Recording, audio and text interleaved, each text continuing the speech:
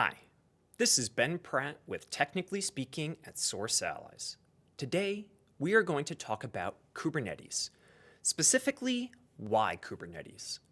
Now, I've heard many variations of this question, often in comparison with other tools. For example, why Kubernetes when we have serverless? Why Kubernetes when there is Azure App Service or Google App Engine, AWS Elastic Beanstalk, or any of the other platform as a service offerings out there? I think this is an excellent question, especially since all those other offerings are fantastic tools. But instead of trying to answer this question through comparison, let me give an answer based off Kubernetes' own merits. Before we get into it, let me start with the what. What is Kubernetes? Well, Kubernetes, also known as K8s, is an open source system for automating deployment, scaling, and management of containerized applications. If you're in the business of deploying applications, and I'm sure many of us are, you've probably heard of containers. To put this definition more simply, Kubernetes runs your containers. Kubernetes has seen tremendous growth since it was released a decade ago. It is the second largest open source project in the world after Linux, and is the primary container orchestration tool for 71% of Fortune 100 companies.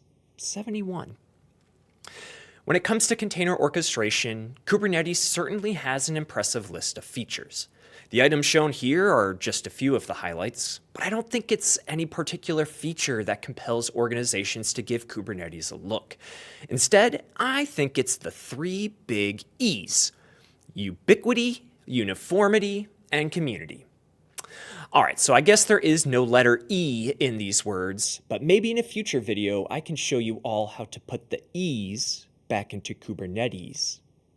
All right, well, moving on. Let's start with ubiquity. And let's say we're perusing the offerings of our friendly neighborhood hyperscaler. Amazon, of course, has Elastic Kubernetes Service, or EKS, where they'll take care of the nitty-gritty cluster administration for me. Or I can look next door and find AKS, or Azure Kubernetes Service. Certainly, Google, the organization that gave birth to Kubernetes, has its popular GKE, or Google Kubernetes Engine. And the list keeps going. DigitalOcean, Akamai, IBM, Oracle. As of today, there are 58 certified hosted providers, 58 different organizations that can run your Kubernetes workloads. However, Kubernetes isn't limited to just cloud providers. If you have your own data center or server racks, there are 64 certified distributions of Kubernetes and 18 certified installers to help you provision Kubernetes on your infrastructure. Any Linux machine with moderate hardware specifications can run Kubernetes. And this brings me to my second E, uniformity. And for me, as a developer, this is a big one. Whether I'm running my workloads locally, on-prem, or in the cloud, Kubernetes is Kubernetes. The general architecture and deployment patterns are all the same. This also means my knowledge transfers to all these different domains and cloud providers. To elaborate on this point, let me give you all a quick demo. Here, I have a very simple deployment script. The command that you see that we're running here, kubectl or kubectl, kubecontrol, however you want to pronounce it, is the primary CLI tool for interacting with Kubernetes clusters. And in this 3-line bash script, I'm essentially applying some resources to the cluster. I'm waiting for that application resource to finish rolling out. And then I do a little bit of port forwarding just to make it a little bit easier to access that application from my machine. Now, I'm not going to get into the details of Kubernetes resources and how you make sense of all of this YAML, but essentially I'm deploying 2 resources for my application. One is a deployment resource that is essentially a horizontally scaling instance of my application. Down here, we can actually see the image that I'm using for my application.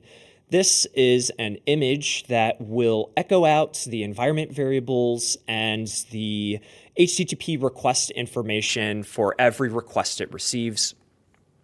And then a Kubernetes service resource you can think of as an internal load balancer. So again, not going to go too in depth. What's really important about this demo is that I have my environment set up to interact with two different Kubernetes clusters. One that you see listed here, Docker Desktop, is a cluster that's running on my local machine. So anybody that has Docker Desktop installed, you are essentially one click away from running your own Kubernetes cluster. Go check out the Docker Desktop documentation to understand how to turn that on. And then another cluster is one that I provisioned in AWS, good old US East 1.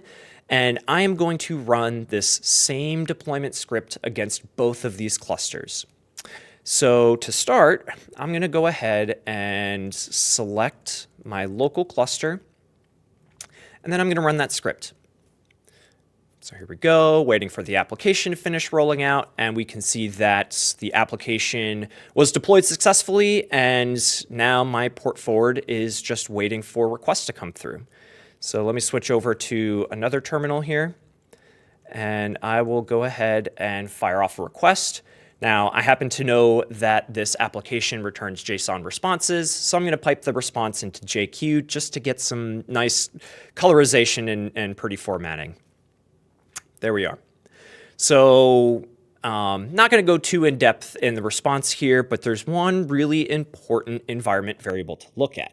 And that is this one right here, demo port 80 TCP address. Now, this environment variable represents the IP address of the pod that is running my application, or that my application is running in. Today, we're not going to go into containers versus pods and how that relates to images, but what's important to note is this IP address, because when I switch to the other cluster, we're going to get a different response. So here I have 10.104.4.3. Now, let's go ahead and switch over to that other cluster. There we are. And I'm going to run the exact same deployment script. Created services, waiting for the application to finish rolling out, and now we are listening for HTTP requests. I'm going to make the exact same request to this application, and there we have it. We also got a response back, and note the value of that environment variable compared to last time. So here we have 172.20.131.101. Again, the specifics here aren't important. What matters is just noticing that these are different IP addresses. I've run the exact same deployment scripts and applied the exact same resources to two different clusters, one right here on my machine, one all the way off in US East 1 running in Amazon's data centers. And at last, our third and final E, community. The Kubernetes project is governed by the Cloud Native Computing Foundation, or the CNCF. Alongside Kubernetes, the CNCF hosts over 200 projects built by nearly 300,000 contributors from almost 200 different countries. The CNCF is truly a global community. Kubernetes itself has received contributions from about 8,000 companies. The amount of documentation, blog posts, white papers, books, and example code is staggering. Kubernetes is used all across the industry, from fast food restaurants to particle accelerators. No doubt, Kubernetes can feel a bit overwhelming when you're getting started. To help you on your journey, there are over 200 Kubernetes certified service providers. A KCSP is a vetted organization that has deep experience helping enterprises successfully adopt Kubernetes. And if you look closely, you might just notice a familiar logo in the crowd. So to recap, why Kubernetes? Ubiquity. Kubernetes is available everywhere, from the largest hyperscalers down to your laptop. Uniformity. Regardless of where Kubernetes is running, Kubernetes is Kubernetes. Your knowledge, tools, and architecture transfers across infrastructure boundaries. And lastly, community. Kubernetes is a tool that sees contributions and usage from hundreds of thousands of developers all across the world. This has been Ben Pratt with Technically Speaking at Source Allies. Do you have a topic you want to see covered? More Kubernetes, perhaps? Comment it down below. Check out sourceallies.com to learn more about us. Thanks for watching, and we'll see you next time.